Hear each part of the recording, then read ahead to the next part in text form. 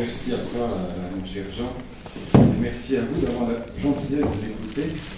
En fait, en entendant Marc Alévi, je meurs d'envie de parler avec lui. J'ai beaucoup apprécié son exposé. Je l'ai trouvé plein d'idées justes, plein d'idées passionnantes, en plus plein de talent. Mais je suis un amoureux de la modernité. Donc, si je vous parlais de ce que je pense moi, vous auriez aussi une autre vision du monde. Et ce que j'aime particulièrement dans le monde moderne, c'est le sujet de mes 3 ou 4 derniers livres. C'est ce que j'ai appelé la révolution de l'amour, c'est-à-dire le passage du mariage arrangé par les villages et par les parents, par les familles, comme dans les pièces de Molière, au mariage choisi par et pour l'épanouissement de l'amour, avec une problématique qui m'intéresse, une question qui m'intéresse, qui est la question de la sagesse de l'amour. Comment vivre avec ceux que nous aimons, alors que dès qu'un être est né, il est assez vieux pour mourir.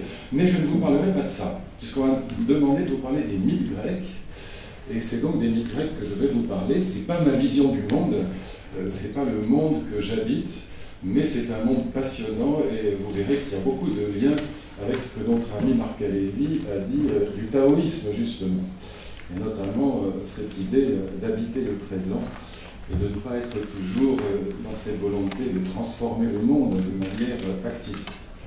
Alors je vais vous raconter la première histoire jamais écrite en Occident, en grec, qui est l'histoire d'Ulysse.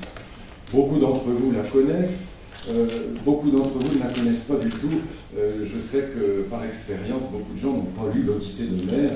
Et donc je vais vous raconter cette histoire comme si vous ne l'aviez jamais entendue, pour vous montrer quelque chose de très précis, en quoi cette histoire est la matrice de toute l'histoire de la philosophie occidentale.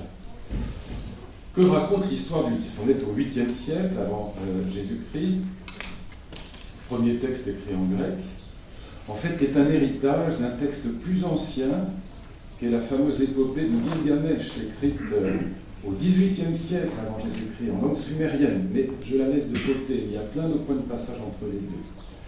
Et donc l'histoire d'Ulysse, elle raconte l'histoire d'un roi grec qui habite une petite ville qui s'appelle Ithaque. Il est marié avec une femme ravissante qui s'appelle Pénélope, il a un petit garçon qui s'appelle Télémaque. Et ce roi grec, il va être obligé de partir faire une guerre atroce, qui est la guerre de Troie. Et il va se retrouver pendant 20 ans dans le malheur absolu, dans la vie mauvaise. Et la grande question que cette histoire d'Ulysse va léguer à la philosophie occidentale, c'est la question: qu'est-ce qu'une vie bonne pour les mortels? Qu'est-ce qu'une vie bonne pour ceux qui vont mourir? Et dans toute la mythologie grecque, vous le savez, c'est la distinction centrale entre les mortels, c'est-à-dire vous et moi, les humains, et les immortels, c'est-à-dire les dieux. La mythologie grecque ne parle que de ça. Et l'histoire d'Ulysse, c'est la matrice à la fois de cette mythologie et de la philosophie occidentale qui va en découler. Et donc, l'histoire d'Ulysse, je vous le dis tout de suite, je vous donne le fil conducteur, c'est l'histoire de quelqu'un qui va aller de la guerre de Troie, à la paix. C'est l'histoire de quelqu'un qui va aller de la haine à l'amour, dans les bras de sa femme qu'il va retrouver. C'est l'histoire de quelqu'un qui va aller du chaos à l'harmonie.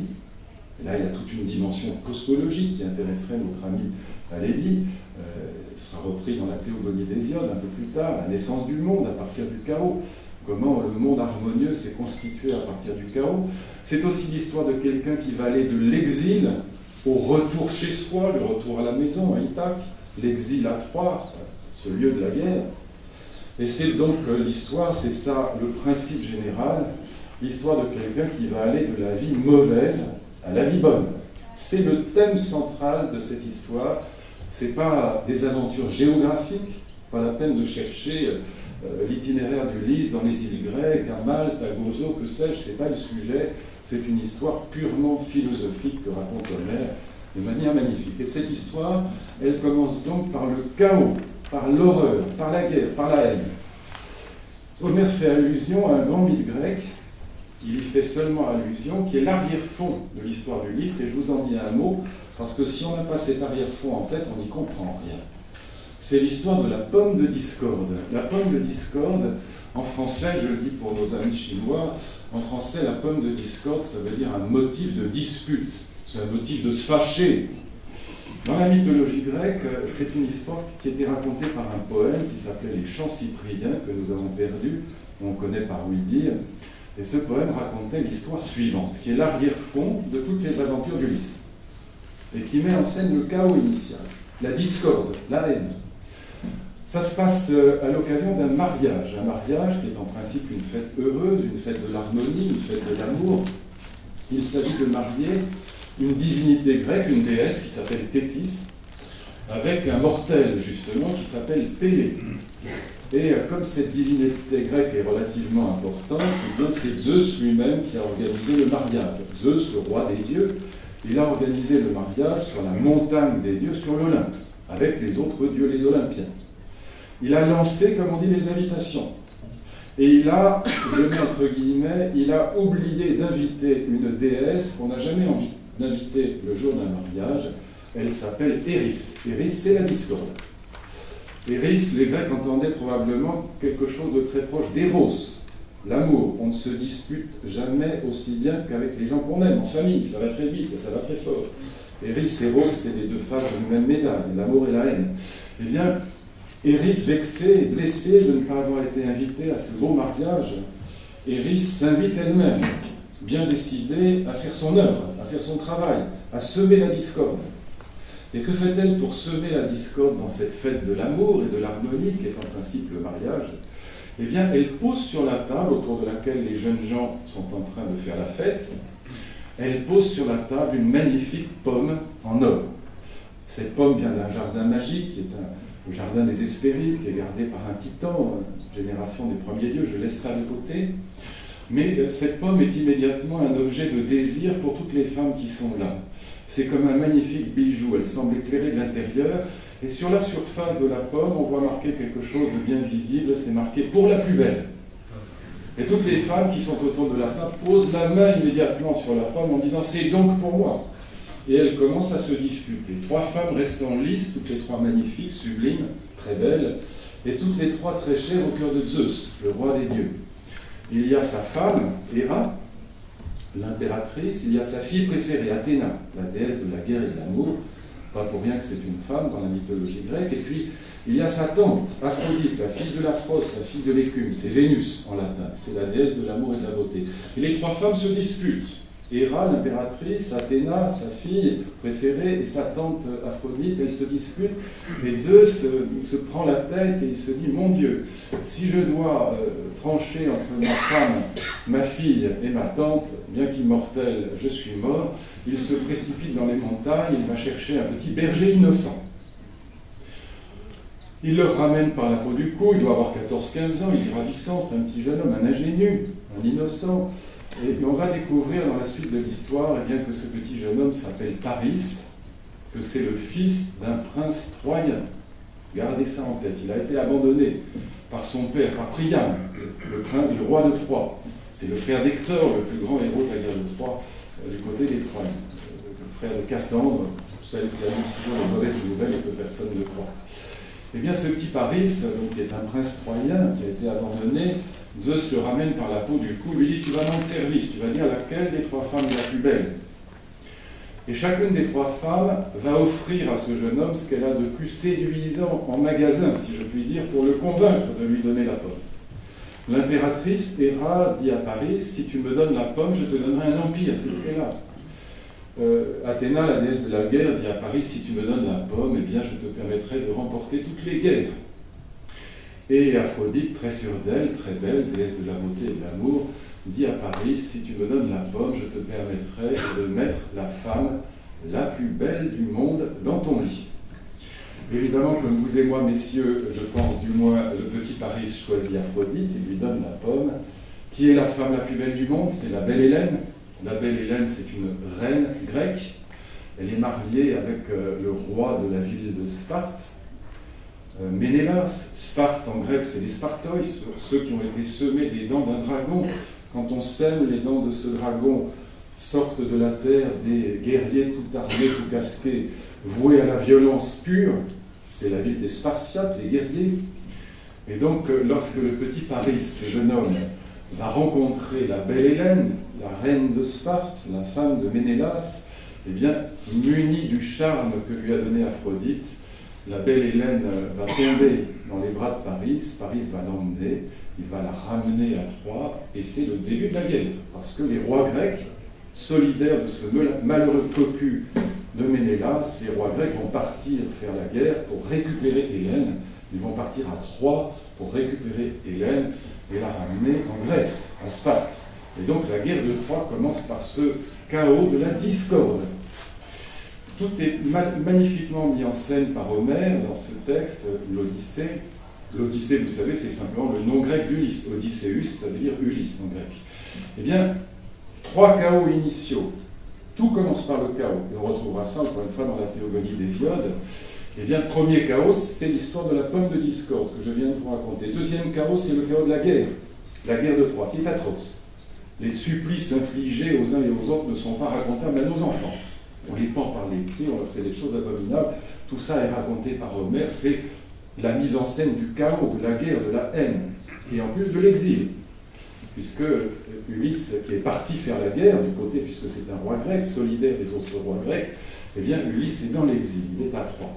Et puis troisième chaos, c'est l'histoire la plus connue à l'intérieur de cette histoire d'Ulysse, c'est la fameuse ruse d'Ulysse, la ruse du cheval de Troie. Ulysse va faire rentrer dans la ville de Troie une immense statue en bois, une statue de cheval. Le cheval a les flancs emplis de soldats grecs qui, la nuit, vont sortir du cheval et massacrer les Troyens. Et le massacre des Troyens par les Grecs est tellement atroce que même les dieux qui ont soutenu les Grecs en sont choqués. Les Grecs ont péché par ce que les Grecs appellent l'hubris, c'est-à-dire la démesure, ce qui est le péché maximal en Grèce. Ils ont péché par démesure. On viole les femmes sur le parvis du temple d'Athéna, on les égorge après, tout ça est abominable. Et donc toute l'histoire d'Ulysse commence par un triple chaos. Éris, la guerre, le massacre des Troyens. La guerre dure 10 ans. Et donc Ulysse est dans la vie mauvaise pendant 10 ans.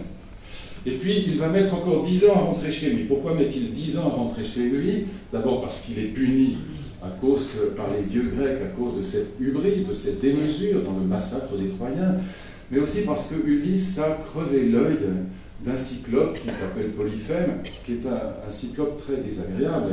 Il mange les marins d'Ulysse, il leur tape la tête sur le sol pour leur faire exploser le crâne, tout ça est affreux.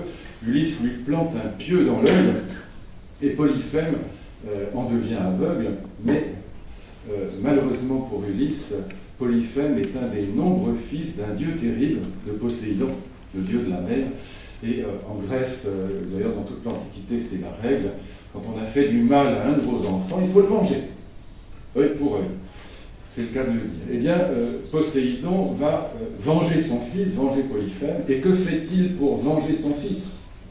Eh bien, il va pourrir la vie d'Ulysse. Et que fait-il pour pourrir la vie d'Ulysse? Eh bien, il va l'empêcher de rentrer chez lui. C'est-à-dire qu'il va l'empêcher de trouver le sens de sa vie, il va l'empêcher de retrouver l'harmonie perdue, il va l'empêcher de trouver la vie bonne. Il veut le faire rester dans la vie mauvaise, dans le déchirement. Et que fait-il pour empêcher Ulysse de rentrer chez lui? Eh bien, si vous avez la curiosité de lire ou de relire l'Odyssée en entrant chez vous, vous verrez que toutes les embûches, tous les obstacles que Poséidon sème sur le chemin d'Ulysse vers Ithaque, vers le retour chez soi, de Troie vers Ithaque, eh bien tous ces obstacles sont liés à la figure de l'oubli. Il s'agit de faire oublier à Ulysse le sens de sa vie. Il s'agit de faire oublier à Ulysse sa quête de la vie bonne. Alors tous ces obstacles, il y a par exemple les petits grains de loto, quand Ulysse fait eau, prend des vivres sur une île où il y a des petits fruits magnifiques, des lotus, des lotos, comme on les appelle en français. Eh bien, chaque fois qu'on mange un tout petit peu de ce fruit, on devient totalement amnésique. Il y a le chant des sirènes. Le chant des sirènes fait perdre la mémoire. Les sirènes, entre parenthèses, dans la mythologie grecque, c'est des oiseaux, ce pas des poissons. Et puis il y a le chant de la magicienne, Circé. Là aussi, dès qu'on entend le chant de la magicienne, on tombe sous son charme et on oublie tout. Il y a les sommeils subites qui s'emparent d'Ulysse au pire moment, quand il voit déjà la côte d'Ithaque, il est presque rentré chez lui, puis il s'endort bêtement. Là encore, il oublie le sens de son voyage, le sens de sa vie. sa quête de la vie bonne.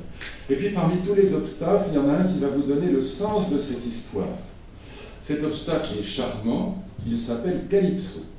Calypso est une divinité grecque, une nymphe, divinité secondaire, mais enfin divinité quand même, et comme toutes les déesses grecques, elle est sublimissime, elle est ravissante, elle est immortelle, c'est la définition même des dieux chez les Grecs, ils sont tous immortels. Calypso est propriétaire d'une île grecque, qui est un véritable paradis terrestre. Homère prend soin de décrire cette île comme un paradis absolu, et dès que Ulysse pose le pied sur l'île de Calypso, Calypso tombe raide, folle, amoureuse de lui. Et elle décide de le garder sur son île, de le cacher sur son île. En grec, son nom vient du verbe kaluptein, qui veut dire cacher, garder. Et elle va garder Ulysse sur son île pendant des années, pendant 7 ans. C'est le plus gros obstacle.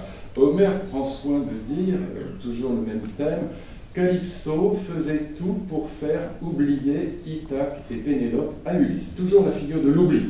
Oublier le sens de sa vie, le sens de son voyage. Et que fait Calypso pour faire oublier Ithaque à Ulysse? D'abord, elle passe son temps à coucher avec lui. Calypso est ce qu'on appellerait aujourd'hui un canon atomique. Elle est non seulement ravissante, mais elle a un caractère explosif. C'est une bombe sexuelle, comme on dit dans les romans américains. Eh bien, Calypso, elle passe son temps à coucher avec Ulysse, elle lui fait une vie sublime, il y a des cochons gras, des moutons, des langoustes, des cigales, tout ce qu'on peut imaginer de ravissant sur une île grecque, c'est un paradis absolu. Et malgré ce paradis absolu, malgré cette femme ravissante qui prodigue ses charmes sans compter, eh bien, chaque soir, Ulysse va s'asseoir sur un rocher. Et il regarde la direction d'Ithaque et il pleure toutes les larmes de son corps, jusqu'à ce qu'à un moment, Athéna finisse par le prendre en pitié. Et elle dit à son père, Zeus, il faut laisser Ulysse rentrer chez lui.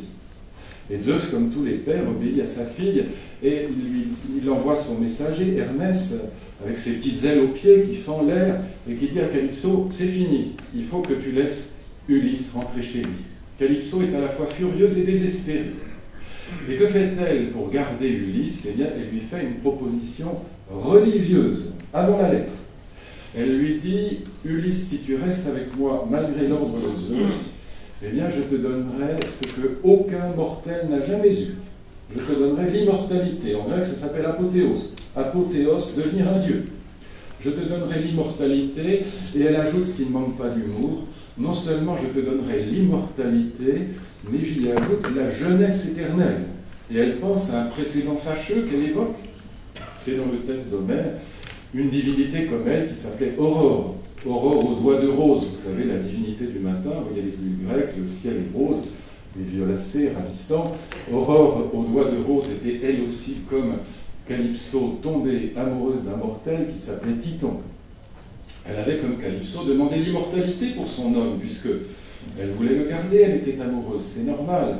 Mais elle avait oublié la jeunesse. Le mec se ratatine dans un coin du palais, devient intégralement impropre à la consommation, elle le transforme en cigale pour s'en débarrasser. Alors Calypso dit à Ulysse, je ne ferai pas l'erreur d'Aurore, je te donne la jeunesse, plus l'immortalité. Tout ça est très bien fait, je le raconte en plaisantant, mais c'est merveilleusement bien fait. C'est fait pour qu'on comprenne que ce que Calypso offre à Ulysse, c'est une autre version de la vie bonne. C'est l'immortalité avec un canon atomique sur une île grecque. Messieurs, on hésite quand même avant de refuser. Eh bien, Ulysse refuse. Et ce refus d'Ulysse, c'est le point de départ de la philosophie occidentale. Pourquoi? Eh bien, parce que Ulysse pense que une vie bonne pour les mortels, une vie bonne même en acceptant la mort. Et il sait ce que c'est que la mort. Il a fait la guerre, il a vu la mort. En plus, il est passé par les enfers, ce qu'on appelle la Nequia. Il a visité le séjour des morts, le peuple d'Hadès. Et il a vu à quel point c'était affreux. Et la description des enfers dans l'Odyssée, c'est un vrai film d'horreur. Eh bien, malgré cette conscience qu'il a de la mort, Ulysse pense que l'immortalité n'est pas le but de l'existence humaine. Il refuse l'offre religieuse, chrétienne avant la lettre, si je puis dire. Il pense que le but de l'existence humaine, ça n'est pas l'immortalité, et qu'une vie bonne pour les mortels est possible, malgré la mort. Et que sa quête à lui, c'est la quête d'une vie bonne pour les mortels. Alors qu'est-ce que c'est que cette vie bonne pour les mortels? Et là, on a, dans cette histoire que raconte Homère, on a la première définition de ce que j'appelle la spiritualité laïque, mais peu importe les termes. On a la première définition laïque non religieuse de la vie bonne, et ce sera la matrice de la philosophie. Il y aura d'autres réponses. Je le redis, celle-ci n'est pas la mienne, mais elle est grandiose. Les grandes philosophies sont comme des châteaux qu'on peut habiter. Je n'habite pas à Chenonceau ni à Chambord, mais je peux les visiter chez ces châteaux, et quand je les visite, je les trouve magnifiques. Et bien de la même manière, là je vous fais visiter le château grec, si je puis dire, le château de l'Antiquité. C'est pas là que j'habite. Peut-être c'est malheureux d'ailleurs, mais c'est quand même un magnifique château. Ça n'est pas ma philosophie, ma vision du monde, je vous l'ai dit tout à l'heure. Moi, ce qui m'intéresse, c'est plutôt la sagesse de l'amour. Mais c'est un magnifique château, et vous allez le voir apparaître. Quelle est la définition de la vie bonne pour les mortels qui s'inscrit en filigrane dans cette histoire que je vous ai racontée? Et c'est ça l'avantage de la littérature sur la philosophie, c'est que c'est inscrit dans le récit. On n'a pas besoin de concepts et d'argumentation abstraits.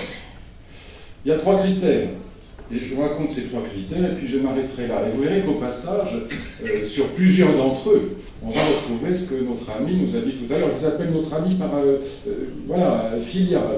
Nous ne nous connaissons pas, mais j'ai beaucoup apprécié votre exposé, et je sens chez vous une authenticité, une passion qui fait qu'on peut partager de l'amitié, même si on ne se connaît pas encore, et même si on a des visions du monde différentes.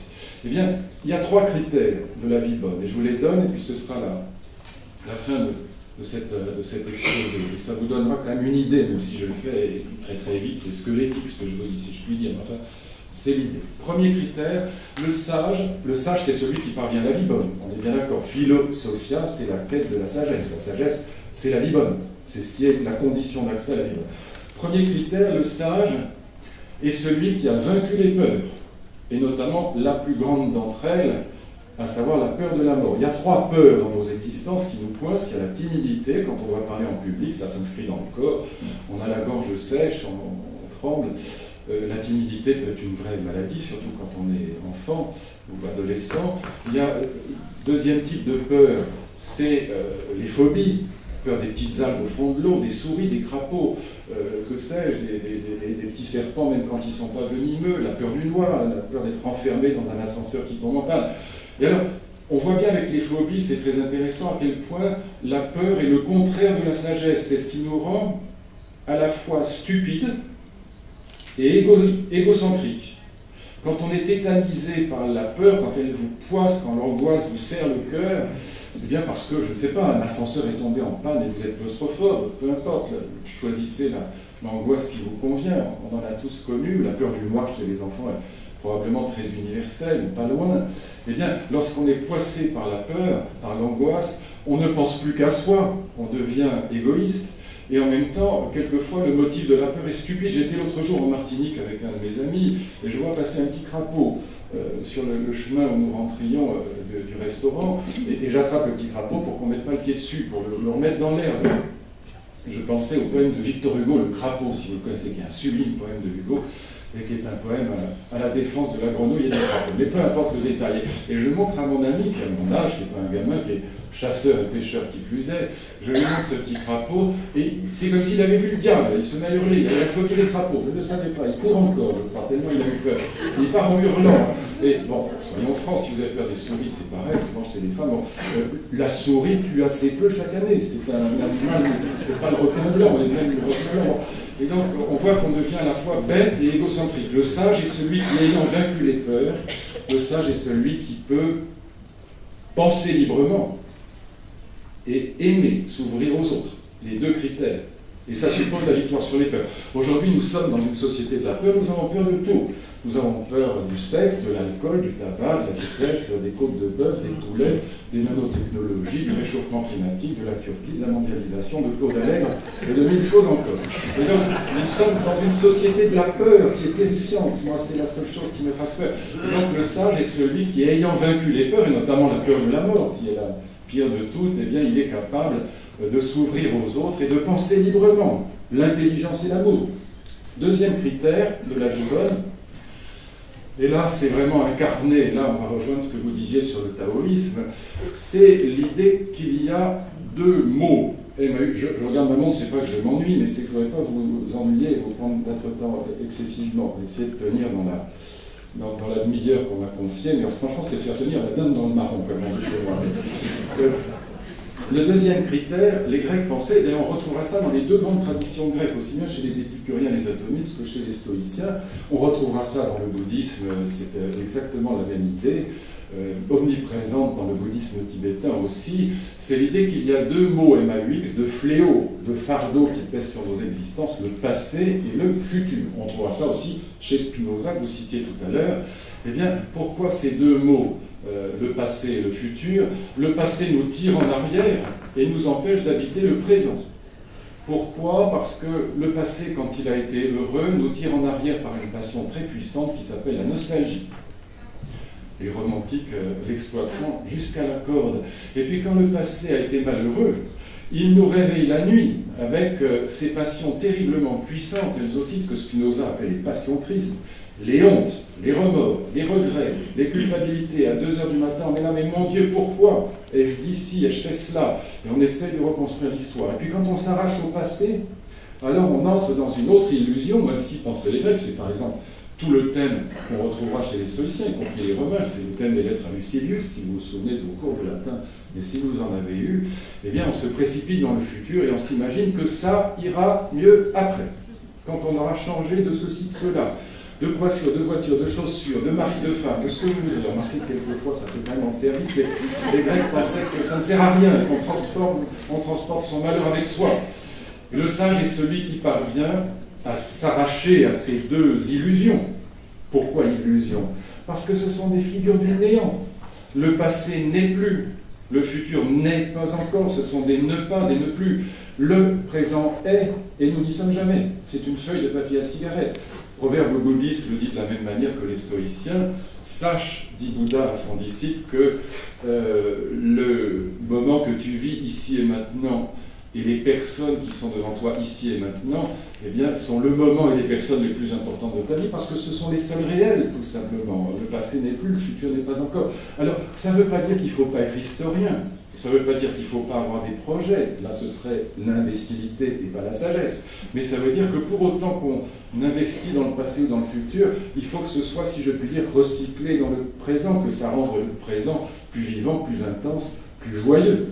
C'est ça l'idée, évidemment. Eh bien, voyez Ulysse, pendant 20 ans, 10 ans de guerre, 10 ans de voyage, pendant 20 ans, Ulysse est dans la nostalgie d'Ithaque, il est dans l'espérance d'Ithaque, jamais dans l'amour d'Ithaque. Comme dit mon ami André Consponville, que Jean connaît bien, qui l'invite souvent, à ma place ou à côté de moi, eh bien, il reprend la formule stoïcienne, il l'a remise au bout du jour, mais elle est très belle et c'est exactement la sagesse d'Ulysse. Le sage est celui qui parvient à regretter un peu moins, à espérer un peu moins, à aimer un peu plus. Et puis le troisième critère de cette sagesse ancienne, car c'est une sagesse ancienne, c'est pas à mes yeux celle d'aujourd'hui, je le redis pour qu'il n'y ait pas de malentendu, parce que chaque fois que j'explique ça, il y a des gens qui me disent « Ah bon, mais alors comment vivez-vous au présent ?» Mais c'est pas ma vision du monde, mais elle est très belle quand même, je ferme la parenthèse pour la dernière fois. Troisième critère, les Grecs pensaient que le monde, et là aussi on va retrouver des choses que nous avons entendues tout à l'heure, le monde est ce qu'ils appellent un cosmos. Cosmos, ça veut dire quoi? En grec, ça veut dire un ordre harmonieux, juste, beau et bon. Quand Zeus a gagné la guerre des dieux, qui est à l'origine de toute la mythologie grecque, quand Zeus a gagné la guerre contre les premiers dieux, les titans, qui sont les dieux de la violence, du chaos, de la guerre, eh bien, il y a cette guerre des dieux qui est terrible. C'est comme ça que commence toute la mythologie grecque. Quand Zeus a gagné la guerre, il a gagné la guerre comment? Il a gagné la guerre par la ruse, Métis, sa première femme, par la justice, il va partager le monde, Thémis, sa deuxième femme. Tout ça est incroyablement profond dans la mythologie grecque. Et puis grâce à la force, les cyclopes, les premiers cyclopes lui ont donné ses armes, la foudre, l'éclair, le tonnerre.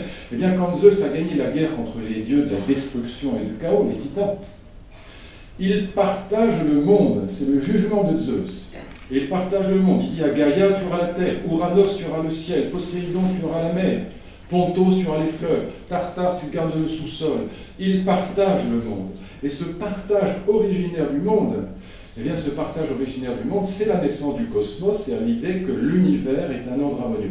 Les Grecs ont cette idée que l'univers tout entier il ressemble à ce qu'un biologiste ou un médecin voit quand il ouvre le ventre d'une grenouille ou d'un lapin. Il ne voit pas un chaos, il voit un organisme, il voit un système, il voit un organisme merveilleusement mieux fait que toutes les machines humaines. Même l'ordinateur le plus perfectionné est moins admirable qu'une petite fourmi.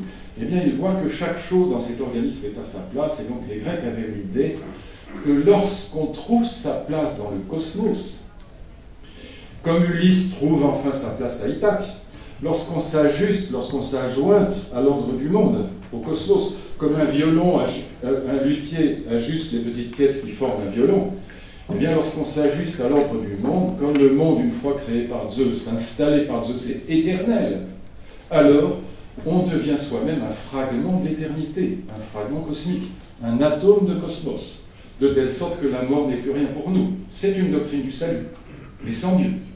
Doctrine du salut laïque, spiritualité laïque, philosophique et pas religieuse. Eh bien, avec ces trois critères, vaincre les peurs, habiter le présent, s'ajuster à sa place dans l'ordre du monde, plutôt qu'être en effet comme l'humain moderne face à la nature et opposé à elle, eh bien, on a la première grande sagesse grecque, la première grande sagesse mythique et philosophique à la fois. Les deux sont inséparables. C'est la matrice de l'histoire de la philosophie. Alors, je ne suis pas grec, je termine avec ça. D'abord, je vous l'ai dit, je pense que la question cruciale aujourd'hui n'est pas celle de l'ajustement au cosmos, mais que c'est la question de la sagesse de l'amour, je n'y reviens pas. Et puis, évidemment, j'ai toujours quelques difficultés à accepter l'idée que le présent est toujours admirable. Il y a une vraie difficulté dans cette vision du monde. Bien sûr que le monde est beau, bien sûr que tout est là, bien sûr qu'il y a les richesses sublimes dans l'univers, les beautés absolues, et aussi d'ailleurs des êtres à aimer. Mais quand vous êtes à Auschwitz, ou quand vous êtes à Nankin en 1937, il est bien difficile de trouver que le monde est sublime. Et là, vous avez un vrai problème dans ces cosmologies anciennes. Qu'est-ce que c'est que l'amour fati, l'amour de ce qui est là, l'amour du monde? Ne pas vivre dans le passé, ne pas vivre dans le futur, mais aimer le monde. Quand vous êtes à Nankin ou à Auschwitz, quel sens ça a? C'est une vraie objection, je ne dis pas qu'il n'y a pas de réponse, mais c'est l'objection principale que je ferai à cette vision du monde, même si je la trouve par ailleurs, comme vous l'avez compris, sublime et évidemment à visiter. J'espère vous avoir donné quelques clés du château et je vous remercie de votre attention.